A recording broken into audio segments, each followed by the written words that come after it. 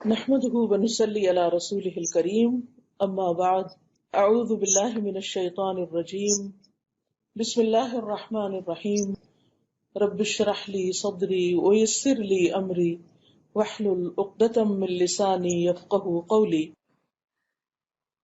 یہ کہتے ہیں کہ گھر کے لیے بھی ویسا ہی ایک دستور اور قانون ہو جیسے کسی ریاست یا ملک کے لیے ہوتا ہے. کسی بھی آرگنائزیشن کے لیے، کسی اسکول کے لیے، کسی کلب کے لیے، کسی جگہ بھی جب چار انسان اکٹھے ہوتے ہیں تو وہ اپنا کچھ اکٹھے رہنے کا اصول ضابطہ بناتے ہیں. ڈاکٹر عبد الکریم بکار یہ شامی شہری ہیں، سیریا کے ایک شخص ہیں، اور معاشرے میں ذات اور اجتماعی تعلق اور تربیت اور اسلامک ریوائول پر ریسرچر ہیں. دنیا بھر میں اپنے منفرد مقالات کی بنا پر جانے پہچانے جاتے ہیں. اسی موضوع پر 40 سے زیادہ کتابوں کے مؤلف ہیں، یعنی اسی ٹاپک پر انہوں نے 40 بکس لکھی ہیں. سعودی عرب کی ہر یونیورسٹی میں پڑھا چکے ہیں، یعنی جا کے وہاں پر لیکچرز دے چکے ہیں. کئی ٹی وی چینلز پر اپنے اختیار کردہ شعبہ کے بانی اور سینکڑوں رسالوں اور اخبارات کی جان ہے. وہ کہتے ہیں کہ والدین ہرگز اس بات کے انتظار میں نہ رہیں کہ تربیت گاہیں اپنے فرائض پورے کر کے ان کی اولاد کو اچھا شہری بنائیں گی. یعنی اسکول، یونیورسٹیز کے اوپر آپ یہ مت سوچیں کہ وہ آپ کے بچوں کو اچھا انسان بنا دیں گے. انہیں خود اس ذمہ داری کو پورا کرنا ہوگا کہ انفرادی طور پر اپنے بچوں کو معاشرے کا ذمہ دار فرد بنائیں. یعنی یہ ہم میں سے ہر ایک کی ذمہ داری ہے. کیا ہی اچھا ہو کہ والدین گھروں میں ہی کچھ ایسے ہلکے پھلکے قانون بنا دیں جن پر عمل کر کے بچوں کے کردار میں پختگی آئے اور ان میں احساس ذمہ داری پیدا ہو. تو کیا کریں؟ گھروں میں کچھ ایسے ہلکے پھلکے قانون بنائیں کہ جس سے وہ ان کے اندر احساس ذمہ داری ہو. ساتھ ہی انہوں نے اس ضمن میں چند لاہ عمل طے کیے ہیں، یعنی کچھ چیزیں بتائی ہیں. والدین کو ان میں جو مناسب لگے وہ اختیار کر لیں یا ان میں کچھ کمی بیشی کر لیں. نمبر 1، گھر کے اصول یا قانون کیا ہیں؟ گھر کا ہر فرد نماز کو اس کے وقت پہ ادا کرے گا. یعنی دس از اے رول. جیسے کلاس روم رولز ہوتے ہیں، ایسے یہ بھی رولز ہیں کہ گھر کا ہر شخص نماز کو وقت پہ ادا کرے گا. نمبر 2، برائے مہربانی اور شکریہ کے کلمات بنیادی ضوابط ہوں گے جن سے کوئی بھی بری نہیں ہوگا. ہر ایک کو شکریہ بولنا ہوگا اور ہر ایک کو پلیز کہہ کے بات کرنی ہوگی. نمبر 3، کوئی مار پٹائی، کوئی گالم گلوچ اور کوئی بھی لان تان والی ایسی بات نہیں ہوگی جس سے بدذوقی کا احساس ہو. یعنی گھر میں فاؤل لینگویج یوز نہیں ہوگی. اگر اصول بن جائیں گے نا، پھر جب کوئی شروع کرے گا تو کیا ہوگا، اس کو سٹاپ کیا جائے گا. نمبر 4، اپنے محسوسات اور خیالات کو ادب اور احترام اور وضاحت کے ساتھ بتا دیں کہ آپ کی ایکسپیکٹیشنز کیا ہیں. How do you feel. دوسرے کو بتا دیں کہ آپ کو کیا چیز اچھی نہیں لگتی. بس آپ سو رہے ہیں تو آپ کو نہیں پسند کہ کوئی آپ کے کمرے کی لائٹ کھول دے یا کوئی شور کرے باہر، یا جو بھی آپ کے رولز اینڈ ریگولیشنز ہیں. یا یہ کہ آپ ایک ٹائم فکس کریں کہ ہم عصر سے مغرب کے بیچ میں آدھا گھنٹہ 15 منٹ ہم بیٹھیں گے اور ہم سب مل کے کوئی اچھی کتاب پڑھیں گے، بک ریڈنگ کریں گے یا قرآن پڑھیں گے یا جو بھی، ان کے ساتھ رولز بنا لیں.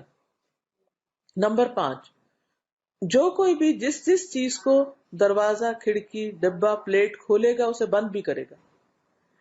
کچھ گر جائے تو اسے خود اٹھائے گا، یعنی گر گیا تو امی اٹھا لیں گی پیچھے سے، اور اس جگہ کو اس سے زیادہ صاف کر کے چھوڑے گا جیسے پہلے تھی. کچن میں کام کیا، چائے بنائی، دودھ گرم کیا، کچھ بھی کیا، اس جگہ کو کلین کر کے ہٹے گا. نمبر 6، آپ کا کمرہ خالص آپ کی ذمہ داری ہے. ہر بچہ اپنا بیڈ، اپنا کمرہ، اپنی الماری خود ٹھیک رکھے گا. نمبر 7، جو کوئی بات کرے گا اسے ٹوکے بغیر سنی جائے گی، یعنی دوسروں کی بات سننے کی عادت ڈالیں اور بات کو درمیان میں سے کوئی نہیں کاٹے گا. نمبر 8، گھر میں داخل اور خارج ہوتے ہوئے سلام کرنا ہوگا. نمبر 9، گھر کا ہر فرد روزانہ قرآن مجید سے ایک حزب کی تلاوت کرے گا. آپ مقرر کر لیں، ایک پیج کرنا ہے، ایک پیراگراف کرنا ہے، ایک آیت کرنی، جو بھی کرنا ہے سب کے اوپر لازم کر دیں. نمبر 10، جو ہم سے ملنے آئے وہ ہمارے قوانین کا احترام کرے. یعنی اگر کوئی اور گیسٹ آ کے، بچے وغیرہ گھر میں ہوتا ہے نا کہ ہم خالہ کے گھر جا کے رہتے ہیں یا کوئی، ان کو بھی ان قوانین کی پابندی کرنی ہوگی. جیسے آپ دبئی میں آتے ہیں تو دبئی کے قوانین کی پابندی کرنی ہوگی.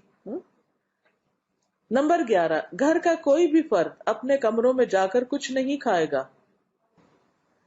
نمبر 12، رات کو جو بھی ٹائم مقرر کریں اس کے بعد کوئی بھی نہیں جاگے گا، سب بچے سو جائیں گے. جیسے ہمارے والد عشاء کی نماز ہوئی اور سب لائٹس خود آف کرنا شروع کر دیتے تھے.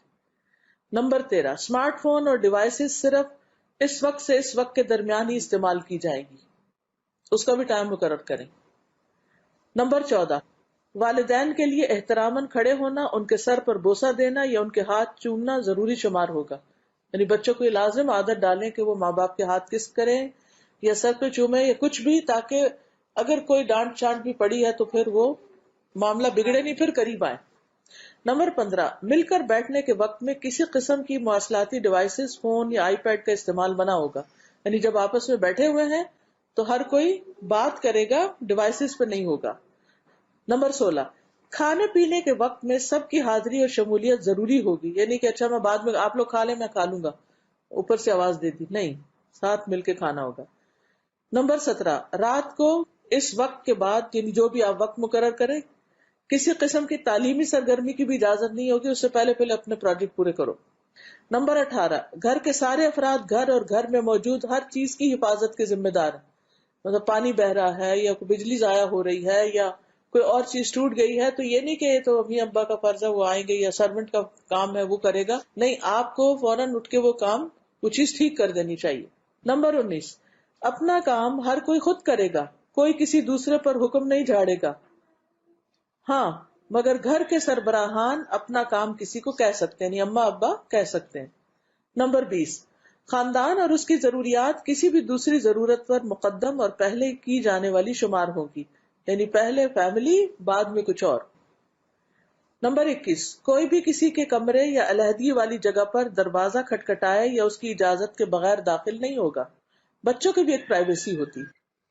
ڈاکٹر محمد راتب نابلسی کہتے ہیں کہ میں نے اس مضمون کو بہت مفید پایا ہے. والدین کو چاہیے کہ اسے اہمیت دیں، کیونکہ اولاد کی تربیت ایک ایسا مشکل کام ہے جسے ہفتے کے 7 دن اور دن کے 24 گھنٹے کرنا ہوتا ہے. یعنی یہ تربیت 24 گھنٹے کی تربیت ہوتی ہے، صرف کسی ایک خاص وقت کی نہیں.